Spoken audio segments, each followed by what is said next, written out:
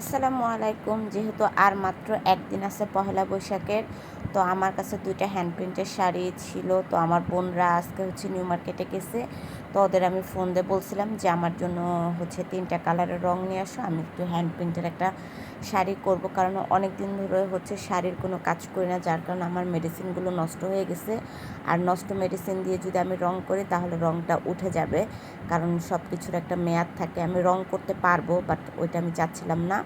তো আমার এনকেয়ার বাইন্ডারটা এটা কিছুদিন আগে আনা, তো এটা নষ্ট হয় নাই, কিন্তু বাকি সকল মেডিসিন নষ্ট হয়ে গেছে। তাই আমি রেডি কালার দিয়ে আজকে কাজ করব।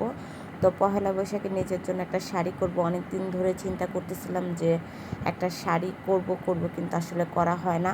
তো আজকে ভাবলাম যে যেহেতু পহেলা বৈশাখ চলে আসছে, করে ফেলি। তো এর মধ্যে আমি যে 2টা শাড়ি দেখাইছি, আমার বাসন্তী বা ওইটা কাঠালি কালার যে শাড়িটা, ওইটা কিন্তু সেল হয়ে গেছে। আমার আয়নের আমাদের বাসারই একটা মেয়ে, নাম শান্তা। ওই আমার কাছে আসে, আমিও ওর কেচিটা নিয়ে আসছিলাম কাজ করার জন্য। তো আয়সা দেখে যে আমি শাড়ির কাজ করতেছি, তো ওই বলতেছে ওর কাছে রং আছে, তো আমি শাড়ি কি সেল করবো কিনা। আমি বললাম যে আমার কাছে তো আর শাড়ি নেই, একটা আছে, দেখতে পারো। তো বললো যে দেখি, দেখাইলাম। পরে বললো যে ঠিক আছে, এইটাই নেই। পরে আমি ওইটা দিয়ে দিলাম, কারণ আমার হয়তো বা শাড়ির কোনো কাজ করা নাও হতে পারে। যদি কোনো অর্ডার আসে তখন করব, আপাতত আর কাজ করব না। তো ওই শাড়িটা নিয়ে যা, ওইটা ওর কাছে আমি সেল করে দেই একদম পাইকারি রেটেই। যে টাকাটা দিয়ে আমি কিনে আনি সেটাই ওর কাছে সেল করি। তো এখানে আমি যে ফুলগুলো এঁকে নিচ্ছি, আগে একটা শেপ দিয়ে নিয়েছিলাম, পরে এটা পুরাটা কোট দিয়ে নিচ্ছি। আমার আজকের ভিডিওটা যদি আপনাদের ভালো লেগে থাকে, অবশ্যই লাইক, কমেন্ট এবং শেয়ার করতে ভুলবেন না। যারা অলরেডি চ্যানেলটিকে সাবস্ক্রাইব করেছেন তাদেরকে জানাই অসংখ্য ধন্যবাদ। যারা এখনও করেন নাই, প্লিজ চ্যানেলটি সাবস্ক্রাইব করে পাশে থাকা বেল আইকনটি অন করে রাখবেন।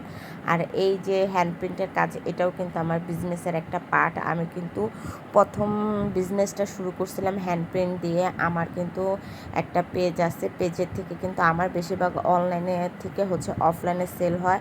আমি 2023-24 সালে কিন্তু প্রচুর পরিমাণে হ্যান্ড প্রিন্টের শাড়ি সেল করি, কিন্তু তখন আসলে আমি ওইভাবে ইউটিউবিংটা করতাম না, তাই ভিডিও ওরকম দেওয়া নেই। তারপরে বেশ কিছু হ্যান্ড প্রিন্টের শাড়ি ভিডিও আমার চ্যানেলে দেওয়া আছে, আপনারা চাইলে দেখে আসতে পারেন। তো অনেক দিন হয়েছে আসলে হ্যান্ড প্রিন্টের শাড়ি ওইভাবে সেল করা হয় না। আসলে আমি ওইভাবে এখন আর অর্ডার নেই না, কারণ ভালো লাগে না।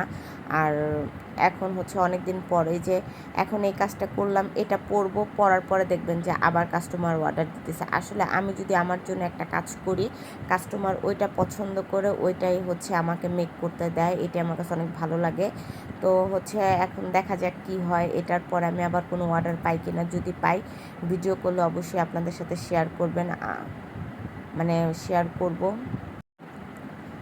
যারা বিজনেস করতে চাচ্ছেন, কিন্তু কোনোভাবে বিজনেস করবেন বুঝতে পারতেছেন না, মেয়েদের জন্য বেস্ট বিজনেসই আপনার ঘরে বসে অনলাইনে আপনারা কাপড় সেল করতে পারেন, জুয়েলারি সেল করতে পারেন, ব্যাগ সেল করতে পারেন। যারা হাতের কাজ পারেন, হাতের কাজের জিনিসগুলো সেল করতে পারেন। আমার কাছে মনে হয় মেয়েদের জন্য এর থেকে বড় কিছু হতে পারে না, যে ঘরে বসে আয় করার একটা বেস্ট ওয়ে এগুলো। আপনাদের সাথে কথা বলতে বলতে কিন্তু আমার অলরেডি কাজ হয়ে যাচ্ছে।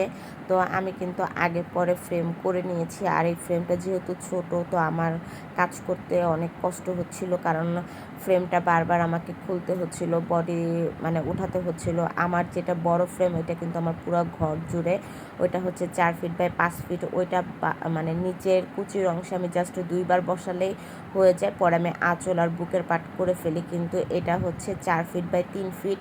তো এটা আমাকে অনেকবার বসাইতে হয়েছে, অনেকবার করতে হয়েছে, আমার অনেক সময় লেগে গেছে আসলে। তো এটার জন্য আমি একটা ব্লাউজ করব, বাট আপনারা শুনলে হাসবেন যে এই মুহূর্তে আমার হাতে একটা টাকাও নাই যে আমি ব্লাউজের কাপড় কিনে নিয়ে আসবো। তো আমাদের এলাকায় একটা দোকান আছে, আমি সন্ধ্যায় যখন পড়াতে যাব আজকে, তখন আমি ওনার কাছ থেকে কাপড় নিয়ে আসবো।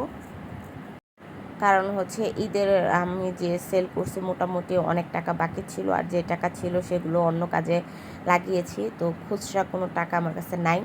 তো আমি এখানে ফার্স্টে চেয়েছিলাম অন্য একটা কালার দিব, সূর্যমুখীর একটা শেপ। পরে আবার চিন্তা করলাম যে সাদা ডট ডটটা দিয়ে দিই। তো কটন বার দিয়ে সাদা ডট ডট দিয়ে দিচ্ছি, আমার কাছে এটাই বেশি ভালো লাগতেছিল। তো আমার কাছে গোল্ডেন কালার ছিল, আমি একবার ভাবছি যে সাইডে গোল্ডেন কালার বর্ডার দেবো, কিন্তু অনেক দেরি হয়ে যাবে, তাই আর চাচ্ছিলাম না।